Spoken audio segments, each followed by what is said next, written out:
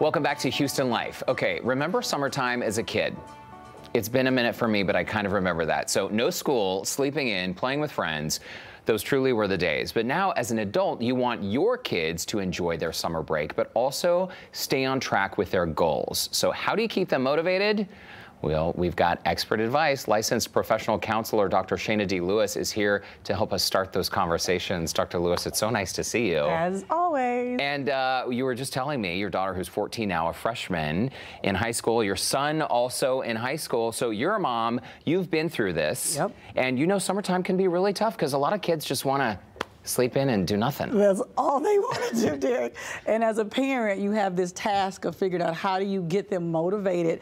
Number one, you want them to enjoy. They worked hard all year long, but they just can't lay up the whole time. Can't do it. Well, it's true. It's true. People get stir crazy, and then you get frustrated as parents. You do. And then people start bickering. You want to avoid all of that, right? So I love every time you visit us, you break things down for us in very easy to remember steps. Yep. Remember steps, rather. And we're talking about the ABCs of summertime for adults. Where do we begin? Well, if we start with the grown folks now, one of the things about us as grown-ups, we have to always include three things. The first is self-care. Okay. The second is a little fun. Okay. The third is we got to be productive too. Okay. Okay.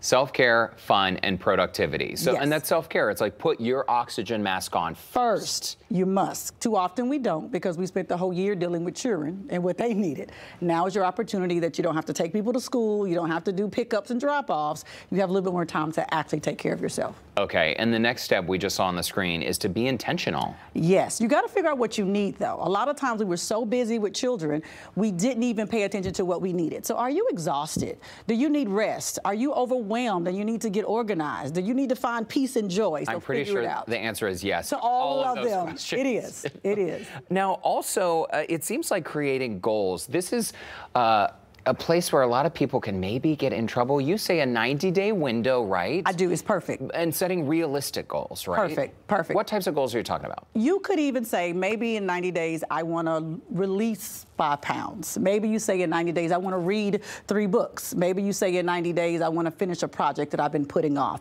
Make realistic small goals, not these grandiose ones, but small ones you can actually accomplish in 90 days. Okay, and the end result is something that I think a lot of people, it's important to focus on, right? Keep your eyes on the prize. What are you trying to accomplish at the end of this time? You want to determine in the beginning what you want to see happen at the end.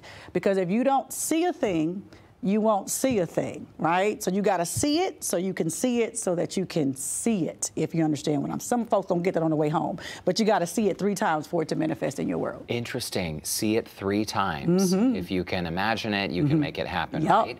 And just sort of underscoring, Dr. Shana Lewis, why it's so important to set these goals and expectations. It seems like summertime is a time when we can rest and recharge. But if we go into summer with no plan, might it have the opposite effect? Might we end summer feeling like almost even more exhausted or not ready for what's to come in the fall? Exactly. I tell folks, look at summer as a really long weekend.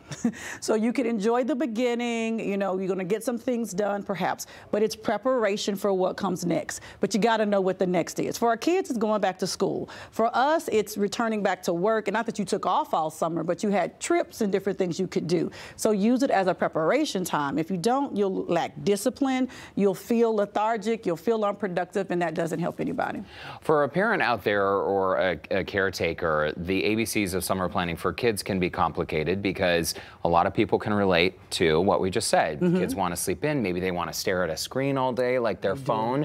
Where do we begin to get that structure in place for the kids? Well, first of all, the A here is always include them in the planning. Don't make plans for them without them because they will sabotage everything you're trying to do because they can say, I don't want to do that. Please include them. That's the first part. Okay, include them, have them part of the plan, be realistic. Yeah, please. Don't be grandiose and say they're going to, when I was growing up, we had to read encyclopedia every day, okay? Kids not doing that these days. So be realistic with what it is you're planning with them and for them to make sure it's something that can actually occur.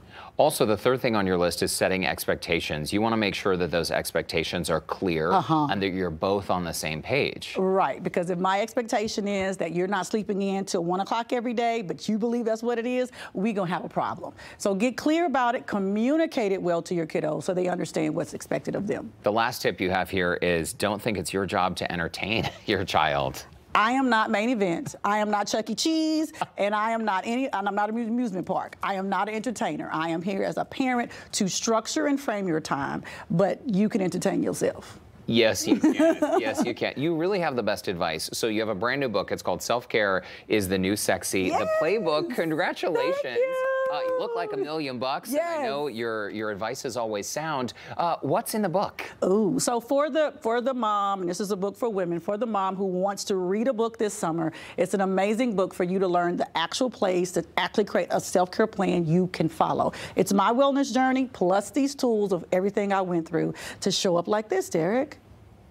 Yeah? It's true. It's true. And you probably get this question from people, how do you do it all, right? Like, how do you take care of yourself and have kids and run a business and do all the things? It's a lot. It's because I'm intentional about putting me first. No guilt and no apology.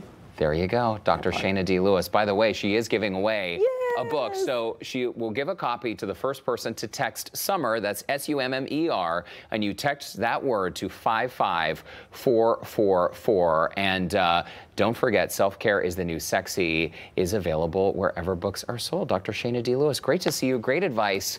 Happy summer. Same to you, Derek. We'll see you again very soon.